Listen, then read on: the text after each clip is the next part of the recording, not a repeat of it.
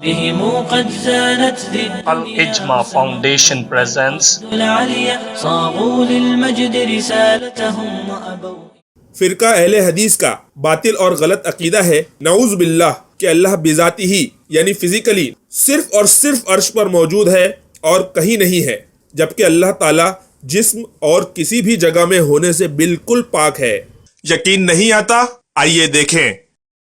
جی جسم وہ رہتے ہیں فزیکلی اوپر ہے، ان کا علم ساری جگہ ہے، بلکہ ہر جگہ ہے، اوپر کیا ہر جگہ ہے، علم ساری جگہ ہے، جی بالکل۔ علم اور ان کا پاور، ان کی قوت ساری جگہ ہے، لیکن ہے تو اوپر، تو گھر جسم وہ رہتے ہیں فزیکلی اوپر ہے۔ مسلمانوں کے عقیدے کے خلاف اہل حدیث فرقہ نے اپنا عقیدہ ثابت کرنے کے لیے امام اعظم ابو حنیفہ رحمۃ اللہ علیہ کا سہارا لینے کی کوشش کی ہے۔ آئیے دیکھتے ہیں کہ اہل حدیث فرقہ کے اسکالرز کا اس بارے میں کیا کہنا ہے۔ اب امام ابو حنیفہ کی تقلید عقیدے میں کیوں نہیں کرتے؟ اس لیے کہ اللہ کے بارے میں امام ابو حنیفہ رحمۃ اللہ علیہ کا عقیدہ بالکل واضح تھا۔ شرح عقیدہ طحاویہ میں جو حنفیوں کی کتاب ہے، اس میں سند پہنچائی جاتی ہے امام ابو حنیفہ تک۔ کہتے ہیں امام ابو حنیفہ رحمۃ اللہ علیہ فرماتے ہیں کہ جو آدمی یہ کہے مجھ کو معلوم نہیں اللہ عرش پر ہے یا اللہ زمین پر ہے، مجھے معلوم نہیں اللہ کہاں ہے، کہا جس آدمی کا یہ عقیدہ ہے وہ آدمی دائرہ اسلام سے خارج ہے۔ کہا کیوں؟ کہا اس لیے کہ اللہ قرآن میں کہتا ہے ثم استوى علی العرش، اللہ عرش پر مستوی ہے، اور جو اللہ کی اس آیت کو نہیں مانتا، قرآن کی اس آیت کا انکار کرتا ہے، چاہے قرآن کی 114 سورتوں کا انکار کیا جائے وہ بھی دائرہ اسلام سے خارج ہے، اور جو ایک آیت کا انکاری ہے وہ بھی دائرہ اسلام سے خارج ہے۔ بقول امام ابو حنیفہ رحمۃ اللہ علیہ۔ امام ابو حنیفہ کی تقلید عقیدے میں کیوں نہیں کی جاتی؟ میں حیران ہوتا ہوں کہ اس دلیل کے بعد بھی وہ انکار کرتے ہیں۔ دیکھیں دلیل کیا ہے، فرماتے ہیں ما روى شیخ الاسلام ابو اسماعیل الانصاری فی کتابہ الفاروق، شیخ الاسلام آپ لقب دیکھیں، ابو اسماعیل الانصاری ان کی کتاب ہے الفاروق، بسند الی مطیع البلخی، پورے سند کے ساتھ بیان کرتے ہیں، انہ سأل ابا حنیفہ، کسے سوال کیا گیا؟ امام ابو حنیفہ رحمۃ اللہ علیہ سوال کیا، کیا سوال کیا گیا؟ قال لا اعرف ربی فی السماء ام فی الارض، ایک شخص کہتا ہے مجھے نہیں پتہ اللہ تعالیٰ آسمان پر ہے یا زمین پر ہے۔ فقال امام حنیفہ جواب میں فرماتے فقد کفر، ایسا شخص کافر ہے، لأن اللہ یقول، کیونکہ اللہ تعالیٰ فرماتے ہیں الرحمن علی العرش استوى، الرحمن عرش پر مستوی ہوا، سورۃ طه نمبر 5۔ وعرشہ، یہ امام ابو حنیفہ کا قول ہے، میرا قول نہیں ہے۔ آپ لوگ کہتے ہیں ہم حنفی ہیں تو سن لیں، یہی عقیدہ ابو حنیفہ رحمۃ اللہ علیہ کا بھی ہے، یعنی کہ رب العزت آسمانوں کے اوپر اور ایسے ہی عرش کے اوپر ہے۔ ابن ابی العز الحنفی رحمہ اللہ، جن کا انتقال سن 792 ہجری میں ہوئی، اور وہ عقیدہ طحاویہ کہ شرح انہوں نے لکھی ہے، اس میں وہ فتویٰ نقل کرتے ہیں ابو حنیفہ رحمۃ اللہ علیہ۔ ہمارے ویڈیو میں انشاءاللہ ہم ثابت کریں گے کہ اہل حدیث فرقہ کی یہ کوشش تحقیق نہیں بلکہ جھوٹ اور دھوکہ ہے۔ اس کا سب سے بڑا ثبوت یہ ہے کہ آج تک اہل حدیث فرقہ کے کسی اسکالر نے اس قول کی کوئی بھی سند پیش نہیں کی، اور انشاءاللہ قیامت تک نہیں پیش کر سکتے۔ جیسا کہ آپ نے خود دیکھ لیا کہ فرقہ اہل حدیث کے اسکالرز نے نہ تو اس کی سند پڑھی بلکہ اس میں موجود راویوں کے حالات کو بھی چھپا لیا۔ آپ تمام حضرات سے گزارش ہے کہ ہمارے اس پریزنٹیشن کو بڑے غور سے دیکھیں۔ اہل حدیث اسکالر نے اپنی دلیل جس کتاب سے پیش کی ہے، اس کتاب کا نام شرح عقیدۃ الطحاویہ ہے، جس کے لکھنے والے ابن ابی العز ہیں۔ ان کا انتقال 792 ہجری میں ہوا۔ جب ہم نے اس کتاب شرح عقیدۃ الطحاویہ کو کھول کر دیکھا تو اس میں امام اعظم ابو حنیفہ رحمۃ اللہ علیہ کے قول کی کوئی بھی سند نہیں ملی، بلکہ یہاں پر ایک دوسری کتاب کا حوالہ ملا جہاں سے یہ قول لیا گیا ہے۔ اس دوسری کتاب کا نام کتاب الفاروق ہے، جس کے لکھنے والے ابو اسماعیل انصاری الحروی ہیں، جن کا انتقال 481 ہجری میں ہوا۔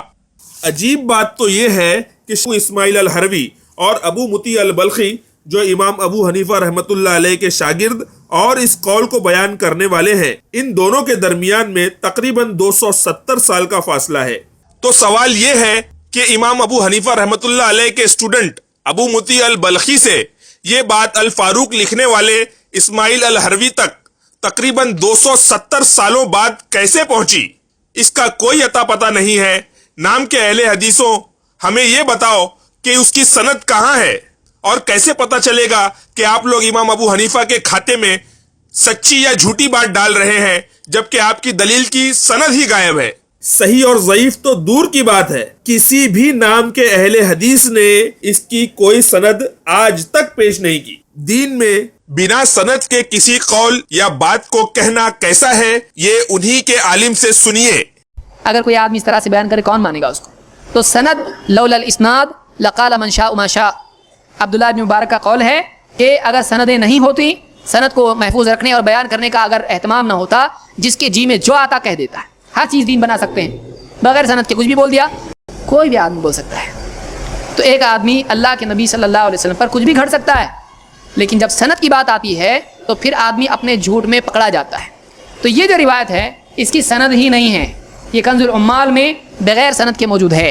लिहाजा इससे दलील पकड़ना ये ऐसे आदमी की पीठ पर सवार होना है जिसकी टांगें नहीं है। मुझको लेके चल, और मैं खुद नहीं जा सकता, तेरे को कैसा लेके जाऊँ? तो ये दलील ही नहीं बन सकती है, इसकी सनद ही नहीं है।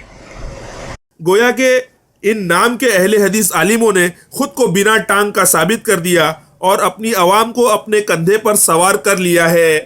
इसके अलावा अहले हदीस फिरका के बड़े माने जाने वाले जुबैर अली ज़ई, इरशादुल हक असरी और इन जैसे दूसरों ने बिना सनद बात का मजाक उड़ाते हुए ऐसी बातों को मौजू और मनगढ़ंत कहा है।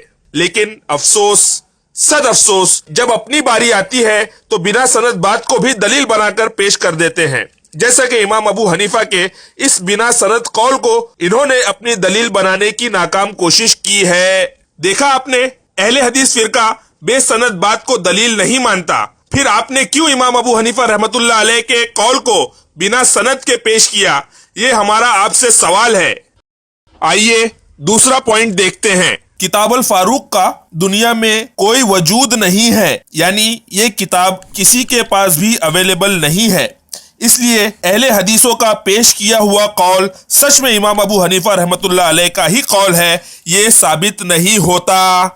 आइए चलते हैं तीसरे पॉइंट की तरफ। अब किताबुल फारूक के बारे में आपके साथ और कुछ मालूमात शेयर करते हैं। आइए देखते हैं सलफ और कुरान और हदीस के एक्सपर्ट्स किताबुल फारूक के बारे में क्या कहते हैं। सबसे पहले हाफिज अल्लामा ज़हबी रहमतुल्लाह अलैह, जिनकी वफात 748 हिजरी में है, ये अपनी किताब में लिखते हैं कि किताब अल फारूक में ज़ईफ और बातिल हदीसें हैं। देखिए सियर अलामुन नुबुला जिल्द नंबर 18 सफ़ा नंबर 509। इसी तरह हाफिज इब्ने अजर रहमतुल्लाह अलैह, जिनका इंतकाल 852 हिजरी में हुआ, वो फरमाते हैं कि किताब अल फारूक के लिखने वाले ने इस किताब में मुबालगे से काम लिया है, जिसकी वजह से लोग इनको ताना देने लगे। देखिए फतहुल बारी जिल्द नंबर 13 सफ़ा नंबर 468। तो ये साबित हुआ कि किताब अल फारूक कोई मोतबर किताब नहीं है, कोई ऑथेंटिक किताब नहीं है। इसमें ज़ईफ और मौजू रिवायात भी हैं और इसमें मुबालगे से काम लिया गया है, यानी इंसाफ से काम न लेते हुए बढ़ा चढ़ा कर बातें पेश की गई हैं। मुझे बड़ी हैरत है कि फिरका अहले हदीस अकीदा जैसे अहम मसले को ऐसी गैर मोतबर किताबों के बिला सनद अक़वाल से साबित करने की कोशिश कर रहे हैं। इसे कहते हैं घर को आग लग गई घर के चिराग से। आइए देखते हैं चौथा पॉइंट। अबू मुती अल बल्खी, जो इमाम अबू हनीफा रहमतुल्लाह अलैह का स्टूडेंट यानी शागिर्द और अकीदे के इस कौल का बयान करने वाला है, इसके बारे में नाम के अहले हदीसों का क्या कहना है, आइए देखते हैं। हदीस की सनद में दो खराबियां और, एक तो यह है कि उसका रावी अबू मुती बल्खी है, जिसका नाम हकम बिन अब्दुल्लाह अबू मुती बल्खी है। इमाम ज़हबी लिखते हैं काना बसीरन बिर राय, ये राय में माहिर था, अल्लामा था और बुलंद शान वाला, लेकिन हदीसों के जब्त करने में नाकारा था। इब्न मुईन फरमाते हैं इसकी रवायत कुछ नहीं, लैसा बिशै। एक दफा उन्होंने कहा कि वो दईफ रावी है, इमाम नसाई ने कहा कि दईफ, इमाम अहमद ने कहा कि मुनासिब नहीं कि उसकी रिवायत ली जाए, अबू दाऊद ने कहा यह जहमी था। क्या था?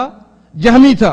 मुहद्दिसीन ने उससे हदीसें लेनी छोड़ दी थी। इब्न हिब्बान ने कहा कान मिन रुअसाइल मुर्जिया, ये मुर्जिया का सरदार था और सुन्नत और अहले सुन्नत से दुश्मनी किया करता था। इमाम बुखारी ने फरमाया कि ज़ईफ था और इसका ताल्लुक अहले राय से था। अबू हातिम ने कहा कि मुर्जिया में से था और कज़्ज़ाब था। तफसील देखना हो तो मीज़ानुल एतदाल इमाम ज़हबी की जिल्द नंबर 1 सफ़ा नंबर 574 जाकर देख लीजिए।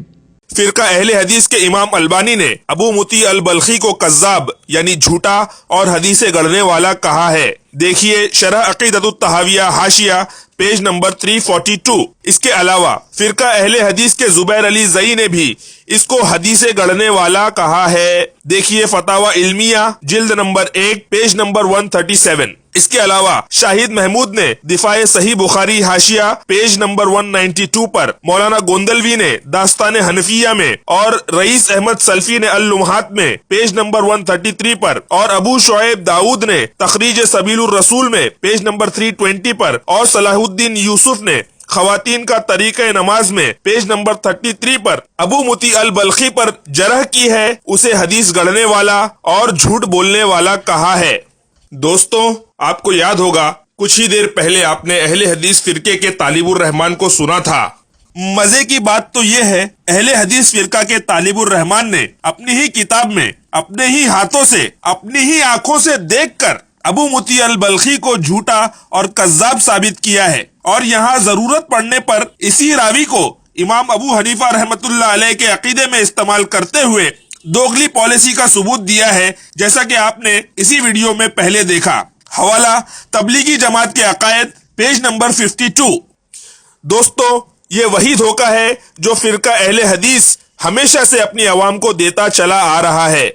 اب پانچواں اور آخری پوائنٹ، ہم نے اہل حدیث فرقے کی بتائی ہوئی دلیل کو کھول کر دیکھا تو ہمیں ایک اور چونکانے والی بات ملی.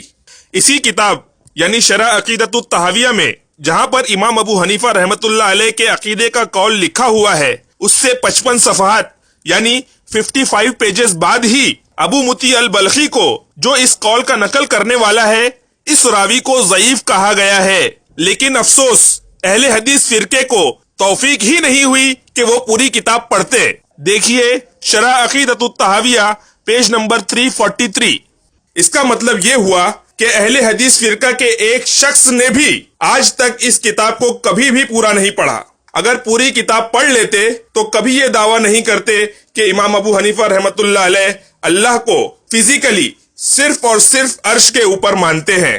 اگر پوری کتاب پڑھنے اور پورا دین سمجھنے کی اہل حدیث فرقے میں صلاحیت ہوتی تو آج یہ لوگ بھی ہدایت پر ہوتے. لیکن افسوس یہ لوگ علم سے یعنی نالج سے بہت زیادہ دور ہیں، اور اس سے زیادہ افسوس ان کی عوام پر ہے جو ان سے سوال نہیں کرتی اور ان کے پیچھے آنکھ بند کر کے چل رہی ہے. آئیے سمرائز کرتے ہیں. تو اس ویڈیو میں ہم نے ثابت کیا کہ امام ابو حنیفہ رحمۃ اللہ علیہ کا عقیدہ ثابت کرنے والا یہ قول بنا سند ہے. کتاب الفاروق جس سے یہ قول پیش کیا گیا اس وقت اس دنیا میں موجود نہیں ہے، نہ ہی اس کا کچھ اتا پتا ہے. کتاب الفاروق یہ کوئی اوتھینٹک کتاب نہیں ہے، اور امام ابو حنیفہ کا قول بیان کرنے والا ابو مطیع البلخی خود فرقہ اہل حدیث کے نزدیک جھوٹا اور حدیثیں گڑھنے والا ہے.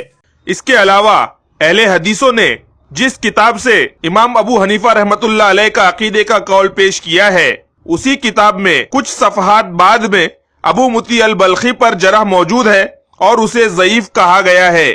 ہم نام کے اہل حدیث عالموں کو 1 مہینے کی مہلت دیتے ہوئے یہ چیلنج کرتے ہیں کہ وہ امام ابو حنیفہ رحمۃ اللہ علیہ کے عقیدے کے اس قول کی صحیح اور مکمل سند پیش کریں، اور ایسا نہ کرنے پر وہ دھوکے باز اور جھوٹے ثابت ہو جائیں گے.